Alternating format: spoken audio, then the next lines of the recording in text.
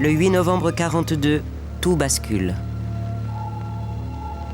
Les alliés anglo-américains débarquent sur les côtes d'Afrique du Nord.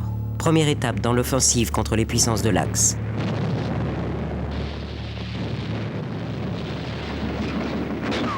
L'armée d'armistice est au pied du mur. Sera-t-elle fidèle à Pétain ou rejoindra-t-elle les Alliés? Pour aller combattre les Américains, il fallait faire plus de 100 km. Et on nous a envoyés à pied.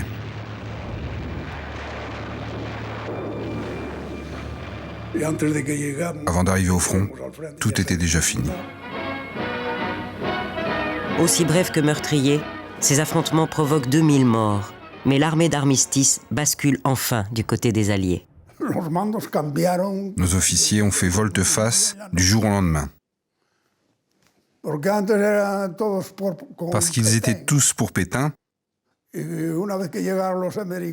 Mais quand les Américains ont débarqué, ils ont retourné leur veste pour se ranger du côté des Américains.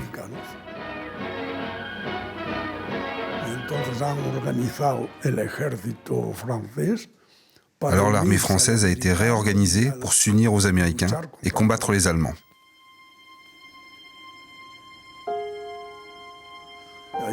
C'est alors que je me suis dit, voilà mon occasion. Manuel fait partie des 3000 légionnaires que le général Giraud envoie à la va-vite sur le front tunisien épauler les Alliés. Face à eux, l'Afrika Korps du maréchal Rommel, considéré comme la meilleure armée du monde. Nous étions armés et habillés comme en 14-18, avec un fusil qui, la plupart du temps, ne marchait pas, parce que trop vieux.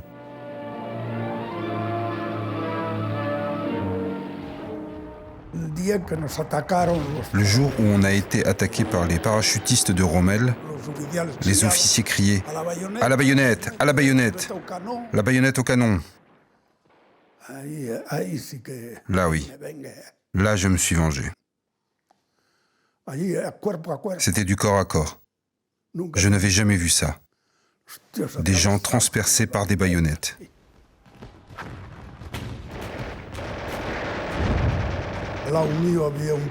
À mon côté, il y avait un gars armé d'une mitraillette. Il est tombé mort d'une balle en pleine tête. J'ai jeté mon fusil et j'ai pris sa mitraillette. Avec ça, au moins, je pourrais me défendre. Et en effet, je me suis bien défendu.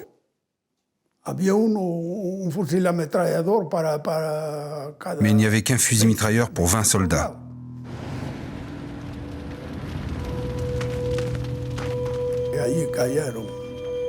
Beaucoup sont tombés, des blessés, des morts, d'autres faits prisonniers. On a été pris comme des rats. Moi, j'étais blessé, mais j'ai pu m'enfuir, la nuit. C'est le premier fait d'armes de Manuel. 2000 légionnaires tomberont dans cette offensive. Après un mois de convalescence, je suis reparti sur le front. Quand je suis arrivé sur le front, le sergent m'a dit « Fernandez, tu tombes bien, on donne l'assaut cette nuit. »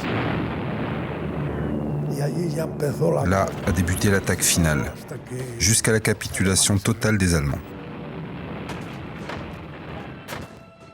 La campagne de Tunisie s'achève en mai sur une victoire décisive. La défaite des Allemands est retentissante. 170 000 hommes de l'Afrika Korps sont faits prisonniers par les Alliés. Les voir à même le sol, comme on était nous autrefois, exactement la même chose, je les ai vus écraser leur pouls, comme nous l'avions fait. Ça a été une véritable revanche. Tunis, 5 mai 1943. Les ennemis d'hier défilent ensemble. Anciens de l'armée de Vichy et Français libres du général de Gaulle. Manuel est dans le carré de la Légion étrangère. Il est suivi par le corps Front d'Afrique, des anciens résistants, des apatrides, des républicains espagnols, tous indésirables dans l'armée il y a peu encore. Aujourd'hui, héros d'une victoire qui leur doit beaucoup. Les Français libres, ensuite. Ils sont au centre de toutes les attentions. Ils sont pressentis pour constituer la seule division française qui débarquera en Normandie. Mais Leclerc, leur chef, est soucieux. Il a besoin de 15 000 hommes. Il n'en dispose que de 4 000. il a dû se séparer de ses combattants les plus valeureux. Les Américains ne voulaient pas de soldats noirs dans les troupes du débarquement en Europe. Ils ne voulaient que des blancs. Mais la colonne Leclerc, ce qu'on appelait la colonne Leclerc, c'était le régiment de marche du Tchad. Les soldats noirs de Leclerc, les premiers soldats de la France libre, privés de leurs uniformes, regagnent humiliés leur village.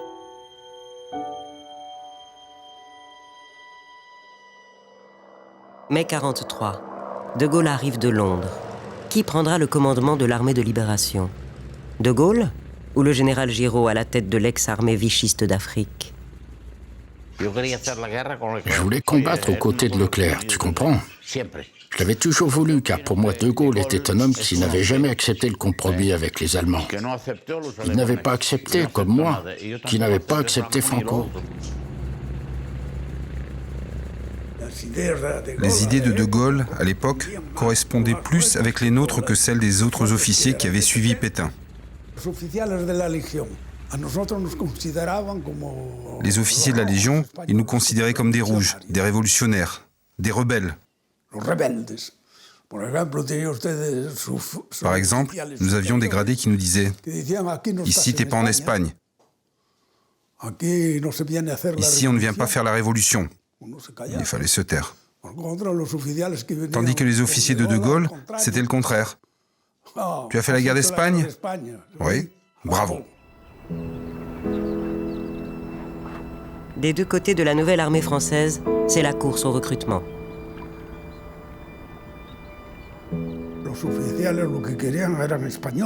Les officiers recruteurs cherchaient des Espagnols, car nous avions déjà une certaine expérience. Non seulement nous avions fait la guerre en Espagne, mais on avait tous fait la campagne de Tunisie. On n'était plus des Bleus, quoi.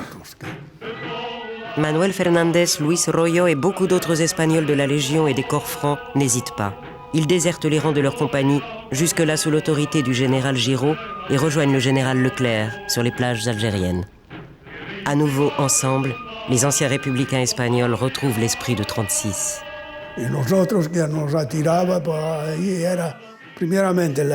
Nous, on était attirés par les idées de Gaulle d'abord. Et aussi parce que c'était une unité espagnole. Un noyau dur se constitue où figurent des partisans emblématiques de la guerre civile. Il y a là le Canarien Miguel Campos, un ancien de la colonne anarchiste de Durruti. Il y a l'architecte Madrilène Bamba, devenu lieutenant dans les corps francs d'Afrique. Il y a le Valencien Amado Granel, un officier supérieur de l'armée républicaine. Il a guidé les Américains lors du débarquement d'Afrique du Nord. Et d'autres encore. La Nueve est née. Pour commander cette unité pas comme les autres, Leclerc choisit le capitaine Raymond Dronne, un gaulliste de la première heure. Celui-ci écrit « C'est le général Leclerc en personne qui m'avait confié les volontaires espagnols. Ils font peur à tout le monde, me dit-il. Ce sont de beaux soldats, vous vous en arrangerez. » Il y avait des anarchistes, des socialistes et des républicains modérés et quelques ultra-durs du chef anarchiste Durruti. Ils étaient tous anti-franquistes et anti-nazis. Dans le speech que je leur fis, je leur parlais du gouvernement provisoire de la République française. Vous êtes le premier Français qui nous parle de République depuis 1940. Et ils m'adoptèrent d'emblée.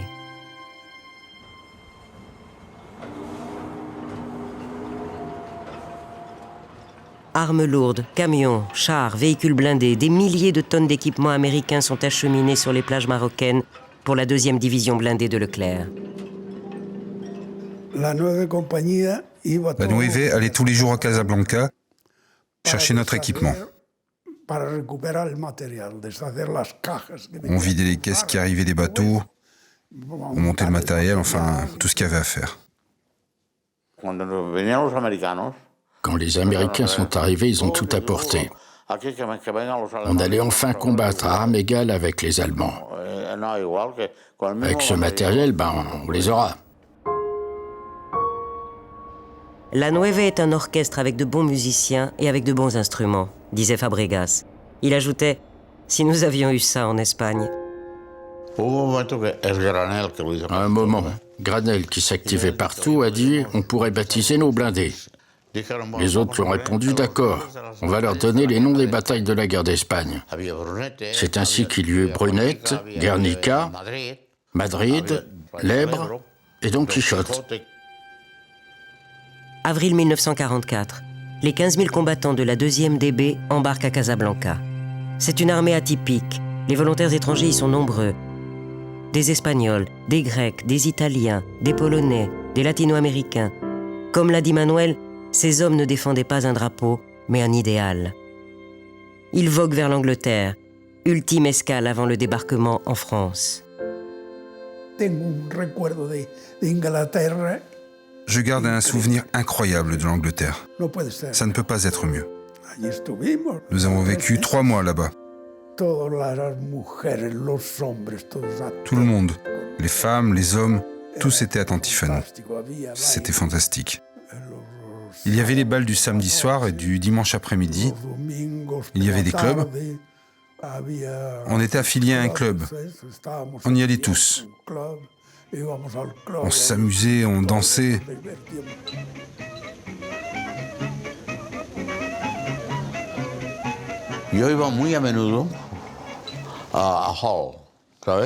J'allais très souvent à la ville de Hull pour acheter du parfum, de la brilantine, du savon, plein de trucs. Les Anglais nous disaient « Qui veut aller à Hull ?» Moi. J'avais une petite fiancée là-bas, elle s'appelait Jean Farrow. Si j'avais eu une situation, je l'aurais bien épousée. «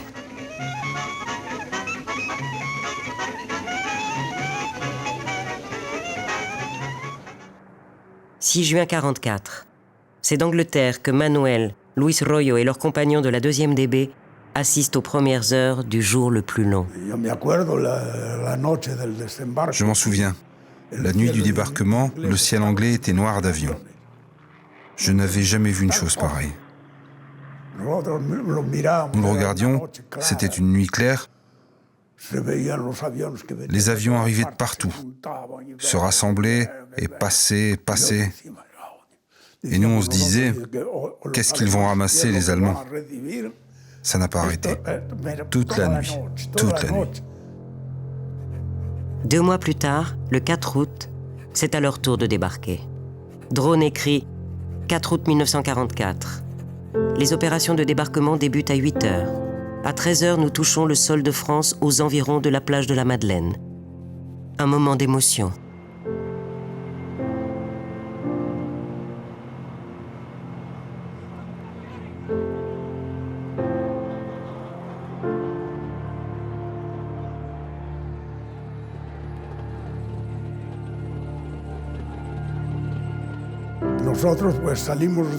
Nous avons débarqué à pied. Je me souviens que je voyais des gars qui sortaient derrière nous. Il y en avait qui tombaient à genoux, qui embrassaient le sable, des choses comme ça.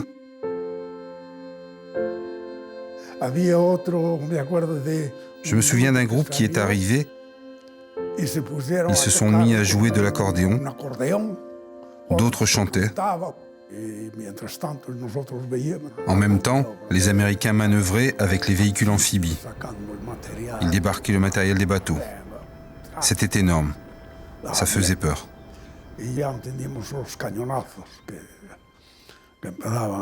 Au loin, on entendait les coups de canon tonner.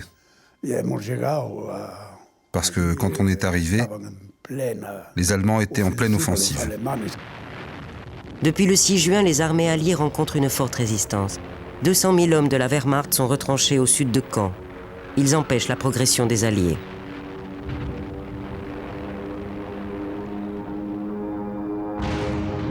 Les 15 000 hommes de la 2e DB ont reçu l'ordre du commandement interallié de contourner les Allemands par le sud et d'engager le combat. Mais Leclerc a reçu un autre ordre de mission, du général de Gaulle cette fois. Il doit entrer le premier dans Paris, avant les Américains. La 2e DB fonce sur Le Mans, libère Alençon le 12 août et accroche le flanc de l'armée ennemie aux environs des Couchés. Dans ses carnets, Drone écrit « Samedi 12 août 1944. La compagnie est au premier échelon avec les chars de tête. Nous recevons l'ordre de foncer sur Écouché. » Écouché, c'était un merdier. Il y avait des Allemands partout. Devant, un peu plus loin, il se retranchait vers la vallée, dans la forêt. La Nueve était au centre du dispositif, sur le pont de la route de Flers, la route qui vient de la mer et qui va à Paris. Nous fermions le passage. Il y avait des sentiers, des chemins, et les Allemands tentaient de sortir par là pour fuir vers Paris. Il y avait là 80 000 Allemands, on nous l'avait dit. Il fallait leur couper la retraite. C'est la première vraie bataille de la 2e DB sur le sol français. La Nueve est à l'avant-garde des combats. 6 jours de feu et de sang dans le village des Couchés. Drone, en soldat, rapporte les faits d'armes de ses troupes. Miguel Campos s'infiltre avec sa section à plus de 3 km à l'intérieur des lignes ennemies, attaque une position SS et sans éprouver la moindre perte, capture 129 prisonniers, délivre 8 Américains, prisonniers des Allemands, et ramène un butin important, 13 véhicules, 5 voitures à chenilles et une remorque. Pour Manuel, la grande bataille des Couchés sera la dernière.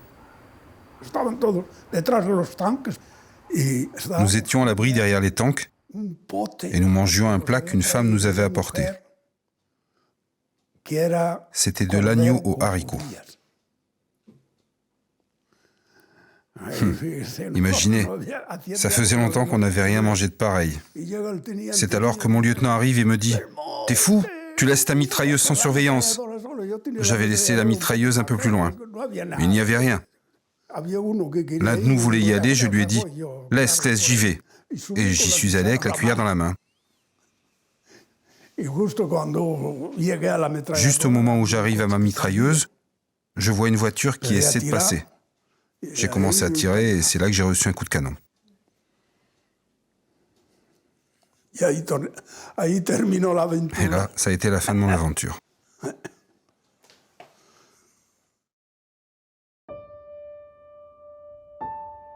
Manuel est grièvement blessé. 6 combattants de la Nueve, 5 Espagnols et un Russe des brigades internationales reposent au petit cimetière des Couchés.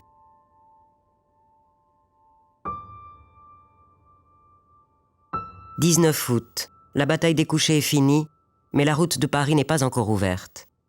Leclerc ne peut obtenir des Américains la permission d'attaquer la capitale. Pour des raisons stratégiques, les Alliés préfèrent que les troupes contournent Paris pour prendre de vitesse l'ennemi qui reflue vers l'Allemagne. Pour De Gaulle, la libération de Paris est un enjeu fondamental. Il parvient à fléchir Eisenhower.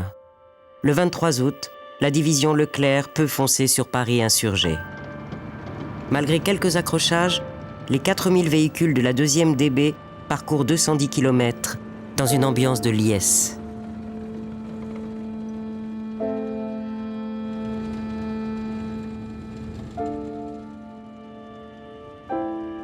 Dans la course, le Madrid, le half-track de Gualda, que pilote Royo, perd une chenille. J'ai mis la traction avant et j'ai continué, avec la jante sur le pavé. Leclerc m'a arrêté sèchement. Faites réparer. Je lui ai dit, je voudrais aller jusqu'à Paris. Il restait 10 km, et s'il fallait combattre, on le ferait. Non. Réparez tout de suite. Sortez le drapeau et mettez-le en berne. Mais Leclerc doit à son tour s'arrêter. À 15 km de la porte d'Italie, la 2e DB piétine devant une défense allemande imprévue. Leclerc est inquiet. La 4e division américaine risque bien de le doubler en pénétrant la première dans Paris.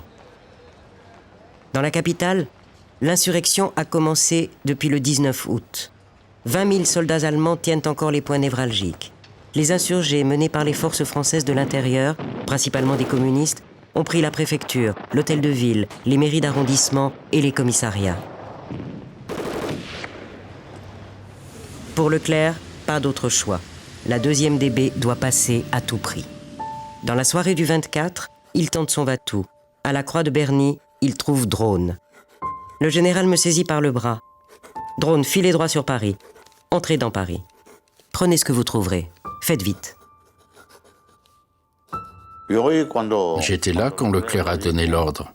Il a dit, Drone, vous partez, vous allez entrer dans Paris. Vous leur direz que demain, toute la division sera là. J'ai vu partir 2 sections de la Nueve, et nous, on est restés là en panne, comme des idiots. La Nueve du capitaine Drone et ses 120 hommes s'ébranlent aux alentours de 19h30. La colonne Drone entre dans l'histoire. Une centaine d'Espagnols, une dizaine de half-track, 3 chars empruntés à leur compagnie d'origine. Ici Pierre Schaeffer, je suis dûment mandaté pour requérir messieurs les curés de faire sonner immédiatement les cloches à toute volée pour annoncer l'entrée des Alliés à Paris. Il est 21h20. Le Guadalajara arrive devant l'hôtel de ville. L'une des rares images qui témoignent de la présence des Espagnols.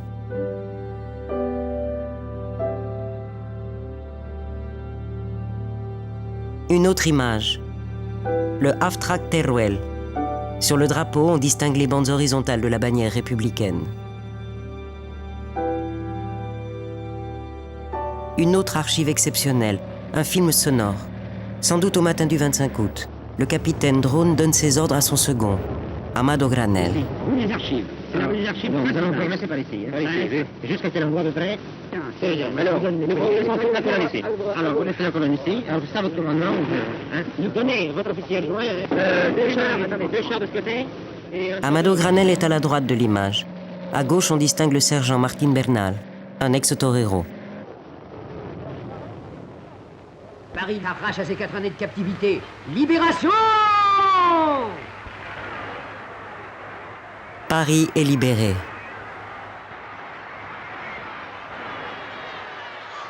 La photo d'Amado Granel fait la une des journaux. Mais c'est une histoire différente qui s'écrit. Le capitaine Drone est devenu Braun et le blindé Guadalajara est devenu le Charles Romilly. Réécoutons jusqu'au bout le discours historique de De Gaulle à l'hôtel de ville. Pour la première fois depuis 4 ans, un micro français parle français.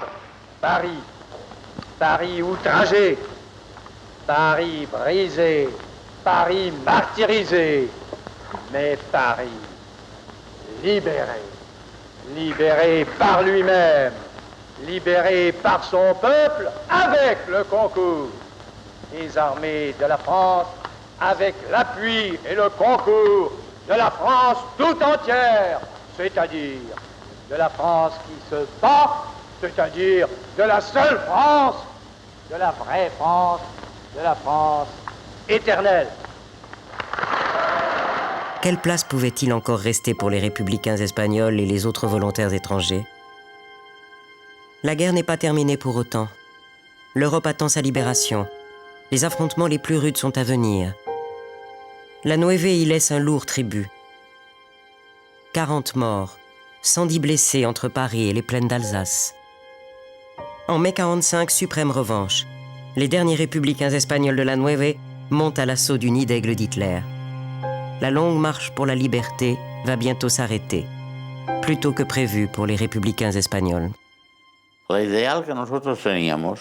Notre but était de faire la guerre contre Franco. Mais avant Franco, il fallait s'occuper d'Hitler et de Mussolini. Se débarrasser d'eux d'abord, et de Franco après. Avec Hitler défait et Mussolini pendu, si nous retournions en armes en Espagne, Franco serait tombé. La logique de la guerre froide l'impose. Le généralissime Franco est épargné. Le dictateur de l'Espagne devient l'allié du monde libre. Amère victoire pour les combattants de la liberté.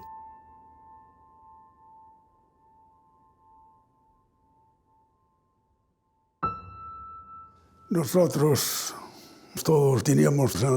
tous, nous avons cru que nous allions retourner en Espagne, que Franco allait tomber, qu'on allait rentrer. On se foutait du reste.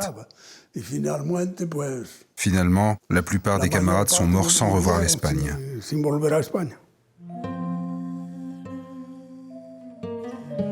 Après 8 années de combat, les survivants de la Nueve demeurent des étrangers dans cette France qu'ils ont contribué à libérer. Comble de l'absurde, après la guerre, Luis Royo doit prouver qu'en désertant Vichy, il a servi la France. Quand j'ai voulu prendre la nationalité française, ils m'ont demandé mes papiers militaires. J'ai dit que j'avais combattu avec le général de Gaulle. Alors, ils ont contacté la Légion étrangère à Meknes. Meknes a renvoyé les papiers. Tiens, ils m'avaient jugé en mon absence. Désertion à l'intérieur en temps de guerre le 13 août 1943. J'avais été condamné à 10 ans de prison. Il faudra l'intervention du capitaine Drone pour que Luis échappe à la prison. Regarde, c'est du 25 août 1944, ma condamnation, le jour de la libération de Paris. C'est drôle, non?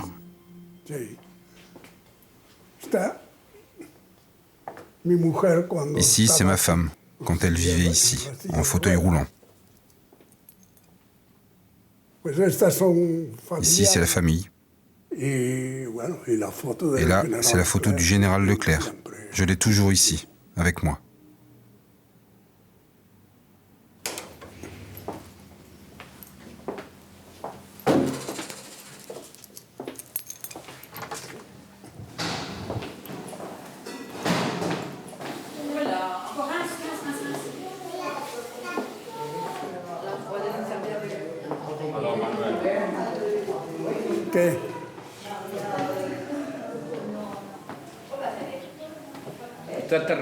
Manuel, vous regrettez votre engagement? Non. Non, je ne regrette rien. Nous avons fait notre devoir. Nous sommes allés au bout de nos idées. Et s'il fallait recommencer, nous le referions à nouveau.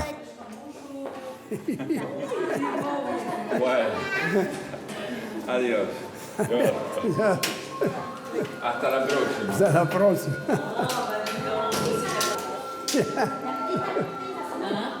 Ça va, oui. Ça va, oui.